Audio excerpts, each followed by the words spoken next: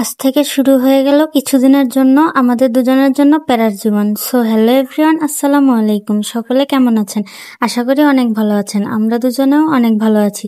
প্যারার জীবন কেন বললাম? কারণ আজকে থেকে আমাদের এক্সাম শুরু হয়ে গেছে। হঠাৎ করেই জানতে পারি যে আমাদের এক্সাম, মানে এক কথায় এক্সামের 10 দিন আগেও জানতাম না যে আমাদের এক্সাম। তো কিছুদিন আগেই জানতে পারি, হয়তো 5-7 দিন আগে জানতে পারি হচ্ছে আমাদের এক্সাম। এই জন্যে খুব আতঙ্কে ছিলাম, এক কথায় আতঙ্কই বলা লাগে। কারণ কোনো প্রিপারেশন ছিল না, কোনো প্রস্তুতিই ছিল না আমাদের জন্য।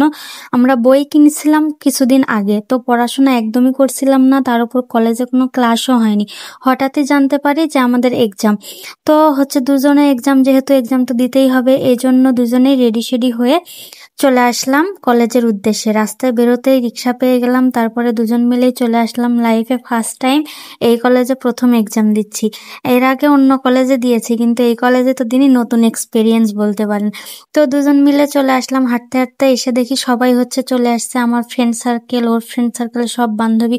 তো বান্ধবীদের নিয়ে একটু ঢং করতেছিলাম। সবাই এখানে বসে বসে মানে এক কথায় খেলছিল, গল্প করছিল। মানে এক্সাম শুরু হতে এখন অনেকটাই দেরি আছে।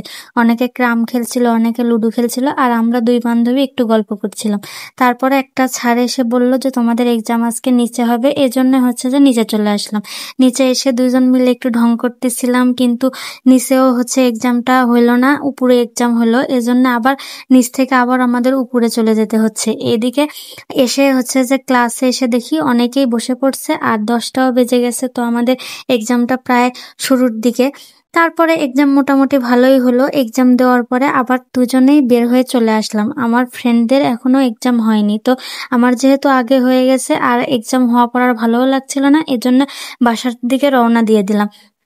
আমি আর আতিক দুজনেই এক্সাম ছিল যেহেতু, তাই দুজনেই হচ্ছে যে বের হয়ে আসার পরে একটা রিক্সা নিলাম। রিক্সা নেওয়ার পরে বাসার উদ্দেশ্যে রওনা দিলাম। জানি না আপনারা কে কে এভাবে হুটহাট এক্সাম দিয়েছেন, কোনো প্রিপারেশন ছাড়া, এক কথায় বই খুলেই দেখিনি, এভাবে এক্সামটা হয়ে গেল। কিন্তু বলা যায় এক্সামটা ভালোই হয়েছে, একদম খারাপও হয়নি। প্রিপারেশন ছাড়া এক্সাম কি আর বলবো, শুধু আমার না, ধরতে গেলে সবারই তাই।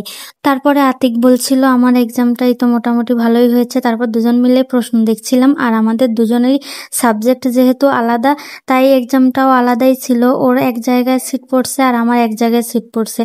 এই তো দেখতে দেখতে আমরা দুজনেই চলে আসলাম বাস স্ট্যান্ডে। বাস স্ট্যান্ডে আসার পর দেখি এখানে অনেক জ্যাম ছিল। তারপরে আজকে এত পরিমাণ রোদ উঠছে, আবহাওয়াটা প্রচন্ড গরম, খুবই গরম লাগছিল আর বিরক্ত লাগছিল। আর আমি তো গরম একদমই সহ্য করতে পারি না, খুবই খারাপ লাগছিল। কিন্তু আকাশটা এত সুন্দর ছিল যে আমার খুবই ভালো লাগছিল। তো এটাই ছিল আজকে আমার ছোট্ট একটি মিনি ব্লগ। সবাই ভালো থাকবেন এবং আমাদের জন্য অনেক অনেক দোয়া করবেন।